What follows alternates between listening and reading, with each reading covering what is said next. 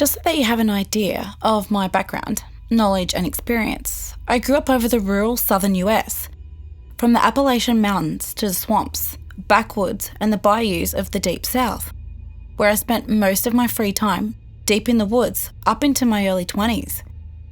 I spent a lot of my time hiking, camping, hunting and fishing, and I've always felt at home and at peace miles from nowhere. The more remote, the better. I'm well educated. I have a degree in a field of science, and I have seen various types of wildlife like coyotes, wolves, panthers, and bears out in the wild. Now, when I was 17, my family moved to the Florida Panhandle. The woods in that area and around my house went on for many, many miles, and are only interrupted by the occasional creek, river, country road or farm. There really are many miles of woods that see very little traffic out there. I was told by the locals that the area around my house had special significance to the Native Americans, and on a few occasions, people alluded to things being odd in that area, but no one ever told me anything specific. If anything, the few who seemed to know anything got weird and quiet if I pressed them about why they made remarks about the woods, so I dismissed it and lived my outdoor life as I normally would. On one occasion, some friends came over to our property and we decided to go camping. We went down to one of the creek bottoms about a mile behind the house and just hung out for a while. But after remembering all of the water moccasins that hung out down there, I decided against camping out there out of concern that I might get bitten by a snake in the dark. There were a lot of cottonmouths down there, and they became more active at night. So around dusk, I and another kid went back to the house, and the other two were going to camp out for the night. Probably an hour after dark, the other two showed up, looking shaken. They said they were going to be sleeping inside too. They seemed spooked, but when I asked them if something was wrong, they got weird and clammed up. The next day, we went back to the creek bottom to goof around and do teenager stuff. One of my friends had brought his rifle, which he seemed eager to try out. It was one of those old Chinese SKSs. We were messing around the campsite they had abandoned the night before, when one of them commented about seeing something that looked like the invisible thing from the movie Predator. I thought they were being silly, but they were insistent, so we looked around and saw nothing. A little while later, the friend with the rifle fired a shot up into the trees, which was immediately followed by a huge splash in the creek. When I looked at the creek, I saw large waves from the impact, like someone had thrown something big into it with a lot of force. For a fraction of a second, I thought I saw something brown and blurry in the creek, but before my eyes could even focus on it, nothing was there to be seen. Yet there were the waves, still moving. It was weird. I was surprised. I didn't know that he had intended to shoot at anything and had been looking the other way. My other friends didn't seem to know what had just happened either. We asked him what just happened. He told us he saw a large, hairy thing up in that large limb of the tree and shot it. I know that was absolutely irresponsible of him. I asked him what he just shot. Was it a raccoon or something? He said no, that it looked like something out of a zoo, kind of like a big monkey or something, but it had a face and it was looking at me. I must have hit it because it fell into the creek. All of this happened in less than a minute, and we ran the 25 feet over to the creek where we had all heard the splash. There was still a slight disturbance in the water, but we never saw anything. When I questioned the friend, he reiterated that he saw a hairy thing that reminded him of something similar to a baboon looking at him from up the top of a large limb of the tree. But he repeated, it had a face and it was looking at him. I asked him, what do you mean it had a face? Like a human face? He said, no, it wasn't a human, but it didn't look like any animal's face that I'd even seen. It didn't look like a monkey's face either. It was different. We searched the banks and looked around, but didn't find anything. We even walked down to the creek a good ways to see if he'd killed something, and it had floated away. We never found anything. No blood, no tracks, no fur. But whatever had happened, he had irresponsibly shot at something, and even if out of surprise, it had fallen into the creek, but we never found any sign of it. It was shortly after this that things started feeling weird, a little eerie, and we called it a day. I never knew what to think of that event, and I think I'd written it off as something that either just didn't make sense or some kind of crazy, very successful prank. I even asked the other two guys if they were screwing with me, and they swore they hadn't done anything.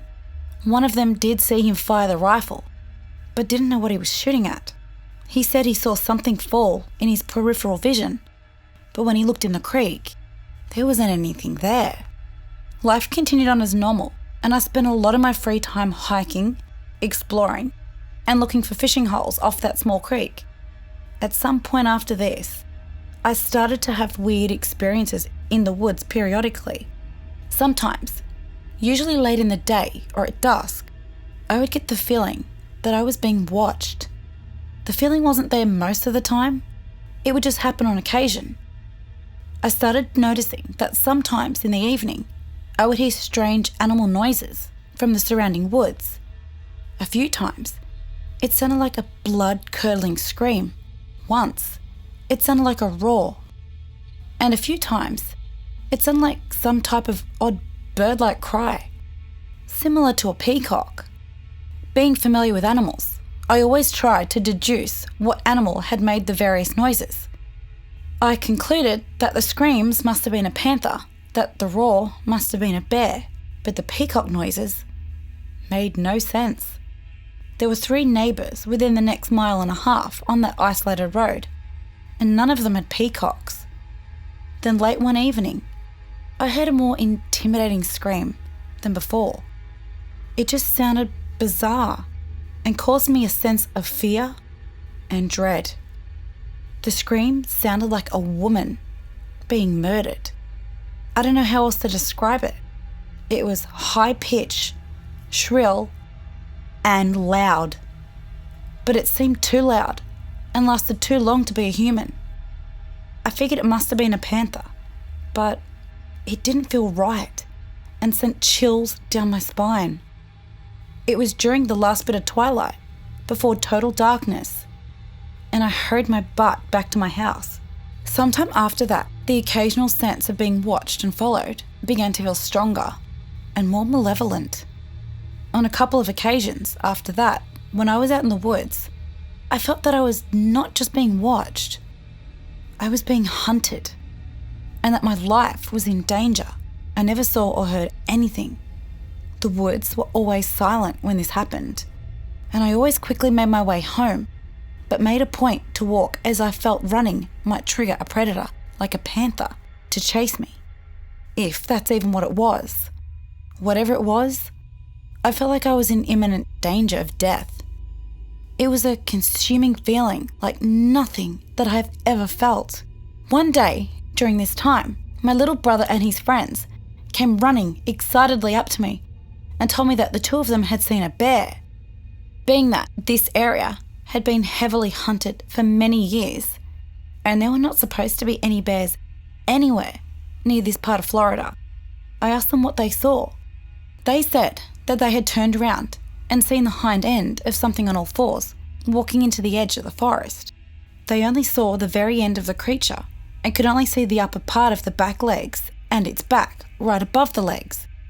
They said it was brown, it had hair, and that it was much bigger than a dog, so it must have been a bear. Again, there are no bears known to exist anywhere near there. At some point after this, I was out hiking again one day and had made a point to bring my shotgun loaded with some of the largest pellets that I had. I'd been carrying it when hiking as a precaution to whatever was out there. I was still leaning towards it being a panther. I didn't know what else it could be that would stalk a human and go undetected. I had noticed that the strange feelings and various strange sounds seemed to happen around dusk or at night. So I had started making a point to get back home well before dark. This time, I had stayed out too late. Dusk was beginning as I was making my way home when I felt it again. something was watching me. No, it felt like something was after me. The level of fear and the senses that this thing triggered were completely different from anything that I had ever felt. I knew I was being stalked, but I couldn't see or hear anything as I made my way home. Whatever the thing was, it seemed to move with me as I had walked hundreds of yards, but the feeling had only grown stronger. I felt like my life was in peril, like something was about to lunge out and kill me. Every hair on my body seemed to be standing up, and I felt certain that whatever it was, that shotgun, wasn't going to stop it. Despite the terror I was feeling, I forced myself to stop and scan the woods, looking at both the ground and the trees, thinking that I might see a panther nearby, readying itself to pounce on me. There was nothing that I could see or hear. Everything was deathly quiet. It was about this time that I first remember an inner voice saying something like, "Don't stop. Go. Quick. Don't run." I started praying as I walked to the house. In every fibre of my being, I felt a sense of malice and intent. Whatever this thing was, it wanted to kill me. I felt sheer terror, sheer dread, in a way I had never felt in my now 17 years. Remember, I grew up in very rural areas, full of remote, isolated spots. Those places where I felt most at peace. Animals didn't scare me, but whatever this was, did. It was all that I could do to walk home, clutching my useless shotgun, praying to God to protect me. And he did. Usually, when I got within 200 to 300 yards of my house, the feeling would subside. This time, the feeling followed me right up to about 50 yards from my home. I continued praying, and as I reached it, the feeling eased off, but I felt like whatever it was nearby and watching. From that day on, I started occasionally feeling a malevolent presence emanating from the nearby woods. Sometimes, it didn't feel safe in my own yard at night. I remember one time when I had walked into the backyard and heard the scream again.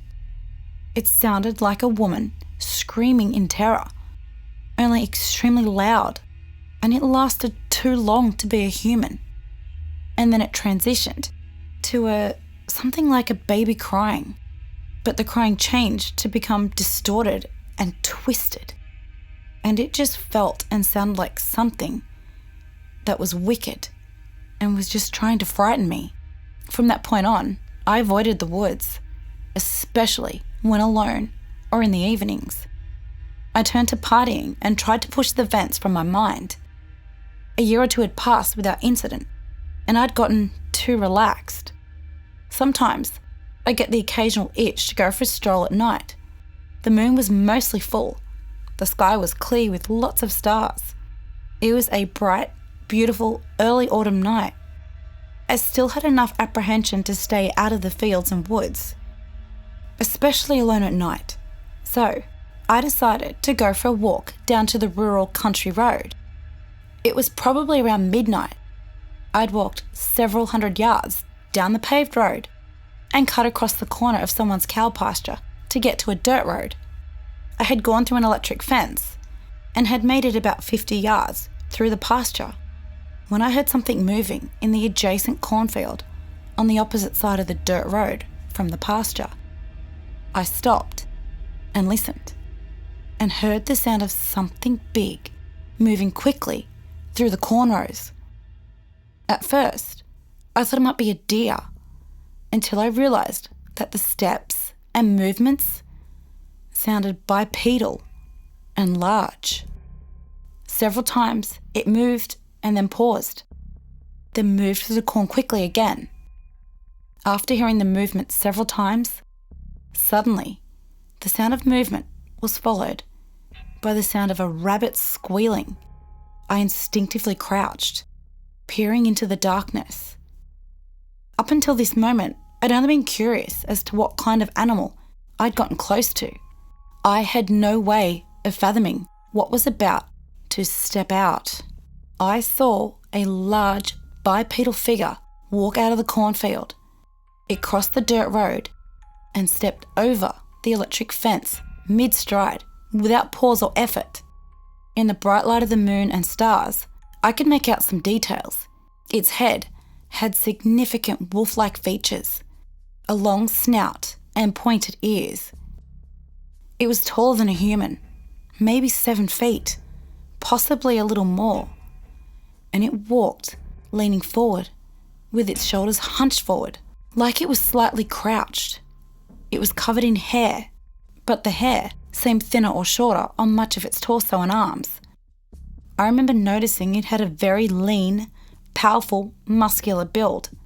Its arms seemed unusually long and hung low as it moved, and it clutched something in one of what appeared to be long hands. I couldn't make out its colour because of the limited light. It just appeared dark-coloured. I never noticed a tail, or whether it had the double knees these creatures are often portrayed as having. Despite being a semi-bright night, a lot of its body from the waist down was obscured in shadow. It crouched on the ground, clutching the rabbit in both hands, and I started to hear wet, crunching noises and realised that it was eating the rabbit. It was squatting low on the ground, holding it with both of its hands, eating it like you might eat a fried chicken drumstick and thigh with 2 hands. At this point, I guess it couldn't have been more than 40 yards from me. It's hard to remember details you didn't think about at the time many years later on. I had on a camouflage jacket and jeans, and I remember trying to make myself small while crouching and hoping it wouldn't notice me. When it paused and sniffed, as if smelling something, then it raised its head up and sniffed the air. It was at that moment I thought, crap, I hope it isn't smelling my scent. It looked directly at me and emitted this low, guttural growl, and I swear its eyes flashed red, something that I have never seen an animal do without a light reflecting in them. It was less bright than when a light reflects directly in an animal's eyes, but distinct enough I could see the red eyes briefly flicker in the darkness. This didn't appear to be reflected light. It appeared to come from the creature for a split second and then disappeared. Bizarre, I know. Looking directly at me, the creature stood up like it was challenging me and growled this low guttural growl that I heard from the 40 yards, or less, away. At that moment, I felt fear overwhelm me.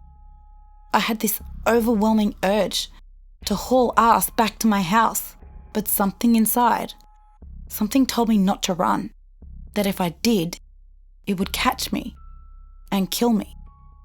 When I previously told about all of the times I felt hunted, and I felt a sense of unnatural terror, like my life was about to be forfeit in the most sudden, violent way, well now, it was like I was looking at the source, eye to eye. Somehow, I knew that this creature was a bad, wicked thing, far more powerful than me, and something like an inaudible voice kept telling me if I ran, my life was forfeit. Walk, don't run. Pray, stay calm. These thoughts kept going through my head, but they weren't coming from my conscious mind. I slowly backed out of the field, never turning my back to the creature until briefly, when I had to cross the electric fence. Even then, I tried not to turn my back completely to it and keep one eye on it. At this point, it had moved deeper into the shadows of the pasture and was moving parallel to the direction I was going. I would occasionally hear it moving through the field, still staying parallel to me, as I had begun to walk down the paved road towards my home. As I moved down the black top, I came to a section of woods with no houses or lights nearby. I had to walk through at least a few hundred yards of wooded road to get back to my house, and there was only one house on the way. No lights anywhere, and nothing but woods. The thing tracked alongside me the whole way, moving through the woods in the darkness with absolute ease. Occasionally, I would hear a branch crack or the swish of vegetation, and a few times it stopped to growl that low, guttural growl at me. It's odd how I could hear it growl. I don't think I would have heard a dog growling at that distance. The entire time, I felt this overwhelming sense of dread, fear, and inescapable death. I continued to listen to the internal voice and prayed hard the whole way. It kept telling me to walk, not to run, and to pray. I didn't know if it was the voice or my intuition, but I somehow knew with absolute certainty that if I ran, it was going to kill me. There was something symbolic about the act of fleeing from this evil, and I knew if I did, everything was over. As I walked through the dark wooded stretch of road, I remember wondering if any of my remains would be found, and if so, what would they claim did it? I kept feeling like I was going to be killed at any moment. Time seemed to drag on. It seemed like forever until I got close to my house. I finally reached my driveway and even walked backwards up a hill to my house because I didn't want to turn my back on it. Sure enough, it was across the road from my house, growling from the edge of the tree line and bushes. I finally bolted when I got about 10 yards from my door, locking the doors and grabbed my old shotgun, even though I felt certain that the small game loads I had in it wouldn't do anything but piss it off. I was too afraid to look out the windows, as I knew it was outside and feared seeing it looking back at me through the windows. The feeling this thing gave me was not just a dangerous one. It was an evil feeling, like this was a wicked, unnatural thing. I sat in my room and prayed until at least dawn.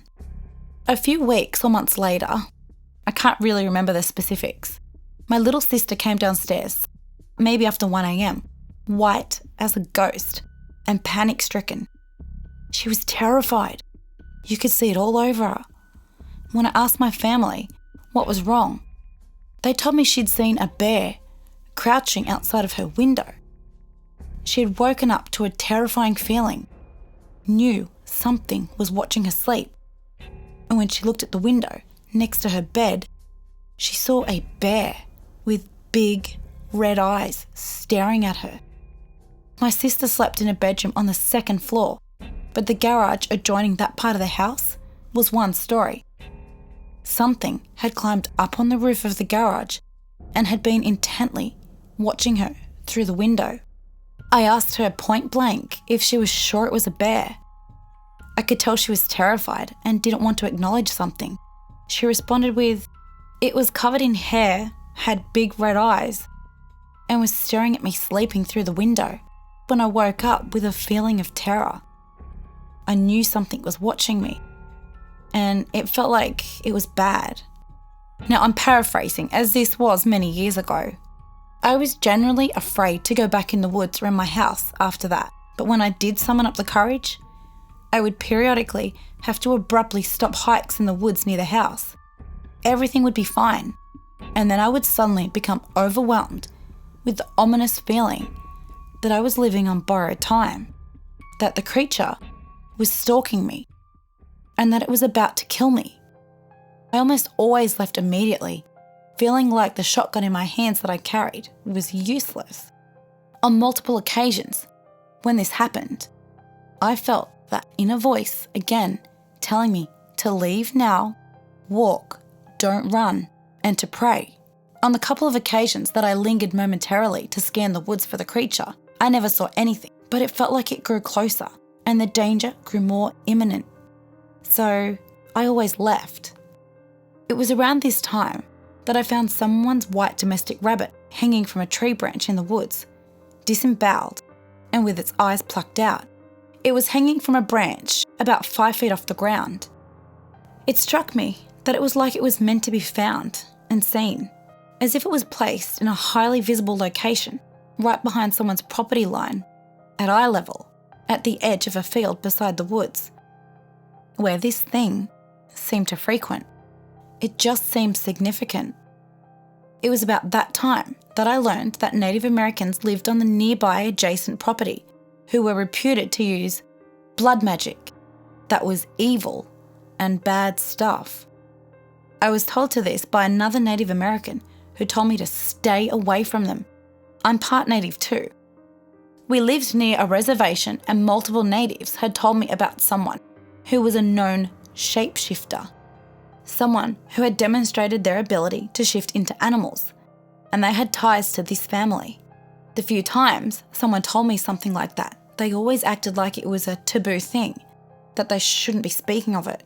I don't know if it's relevant, but it feels like it all might be connected. A couple of years later, a friend of mine came to pick me up to take me to a nearby city. We pushed out of my driveway after midnight.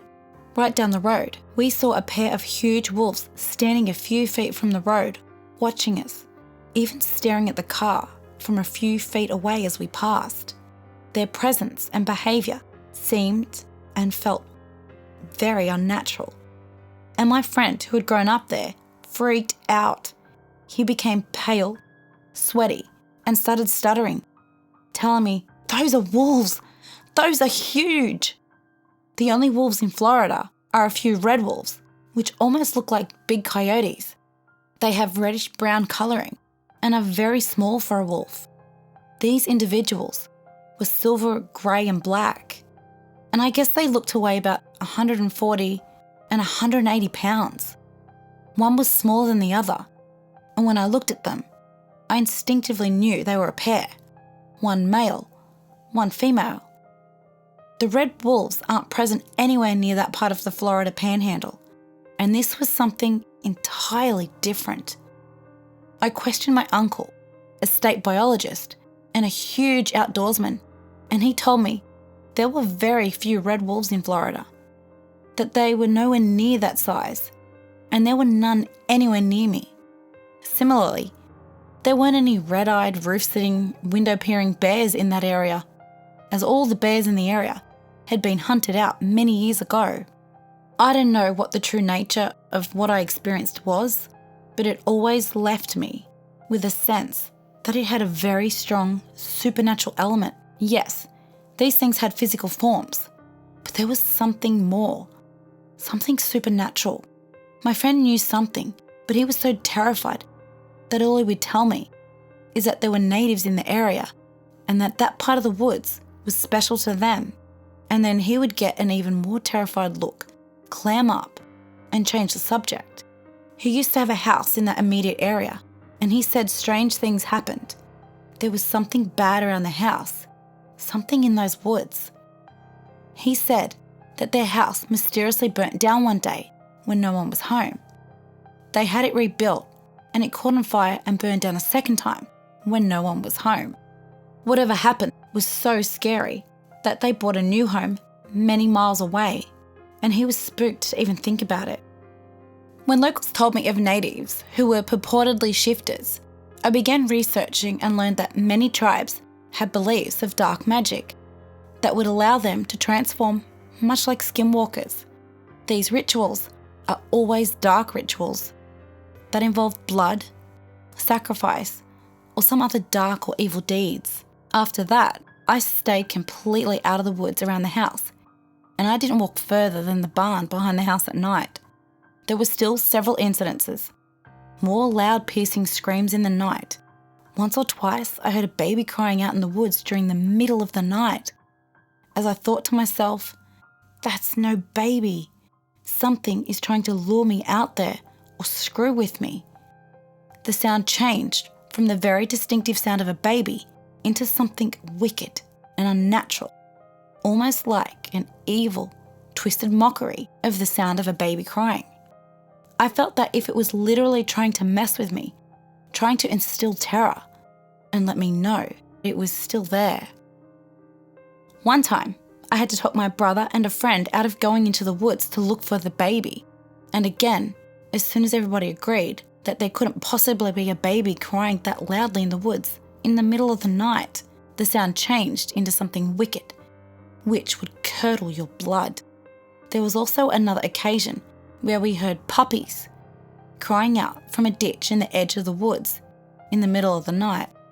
Once again, a couple of friends wanted to rush out there to rescue the puppies. As soon as I pointed out that it couldn't possibly be puppies out there in the woods in the middle of the night, the sound changed, and it was always a wicked, terrifying sound, almost like some evil thing was trying to create the most disturbing sounds it could. Shortly after this, I moved away and rarely visited that home, and all of my encounters of this nature ended when I left. Years later, the house was sold. There are a lot of thoughts and beliefs that I have about these dogmen that I think need to be shared. You should not seek these things out. In my opinion, these are wicked creatures beyond most people's ability to handle. I believe these creatures would love to kill us, if not eat us, but something generally prevents them, or at least makes that difficult. These creatures have appeared in tangible bodies. They hunt and feed, and so it would make sense that they could be killed. However, I think attempting to kill one would take a lot of firepower, be extremely risky, and I have a feeling your problems would only get worse if you sought one out and killed it. They would seem to have the ability to hide themselves from us exceedingly well. Along with their ability to go unseen, they also seem to be either so evil that their presence creates a supernatural terror, or B, they have the ability to project terror. I had never felt anything like this in my life. It was not like normal emotions. Every time my life seemed to be in jeopardy, that inaudible voice popped up, and very firmly. It plainly told me exactly what to do. On a couple of occasions, it repeated itself when I didn't do what it said immediately, or things seemed especially dire. Up until that time in my life, I can't remember ever having an inaudible voice talking to me like that, giving me instructions and telling me what to do or not to do. Personally, I think it was God. Whether it's praying or rebuking something in the name of Jesus, sincerely turning to God seems to offer protection from these things. I've heard of more than one person praying out loud or even rebuking them in the name of Jesus Christ with great effect. I would encourage any Christian who is troubled by dogmen to react as if it were an evil spirit. I don't pretend to know the origin and nature of all these creatures, but it should be remembered that there are a lot of occult practices that involve summoning them or transforming into something similar. There have also been sightings in areas where there is known dark occult activity. So whether it's skinwalkers out west, the Beast of Bray Road, the one associated with the Bell Witch, or the one I encountered, they seem to have some type of tie to the dark occult, and also graveyards. If these things do have a connection to the demonic, then they may need some type of foothold or permission to harm someone, or the possessions without suffering repercussions. It's possible that someone allowing the creatures to continually instill terror in them is granting it a foothold or a doorway. This creature, and many others reported, seem to desire to instill terror. In mine and many other accounts, the more terrorized the person is, the more the behavior is escalated. These creatures go to great pains to remain unseen, especially during the day. It seems like being seen somehow makes them vulnerable. I don't fully understand, but I think it's worth looking into. Last of all, there are recorded accounts of these creatures and other man-beasts stretching from police reports of today to accounts going back thousands of years spanning the globe. To assume all of these people are making something up or mistaking dogs and bears for something else is arrogance and willful ignorance. 90% of people in the West live in populated areas, even those that don't live close to populated areas.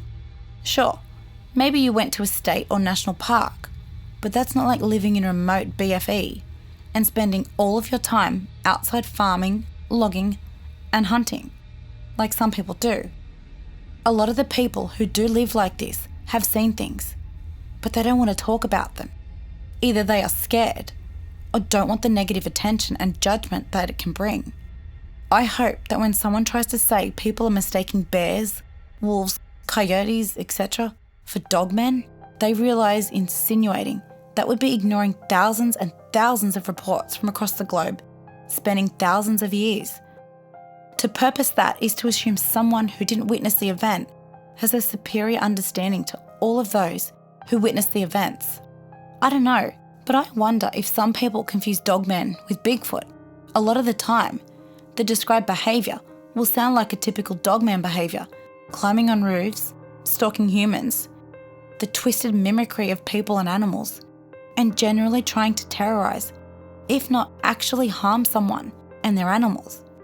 Most of the Bigfoot encounters I've heard of, where they have actually seen the head of the creature, knew it was Bigfoot. Bigfoot just wants to be left alone, scare the person away. There are exceptions, of course. Dogman, on the other hand, from the things I've experienced, there's nothing good about it, and it's very sentient and cunning. If you pay attention to my story, you will see a pattern of intelligent behaviour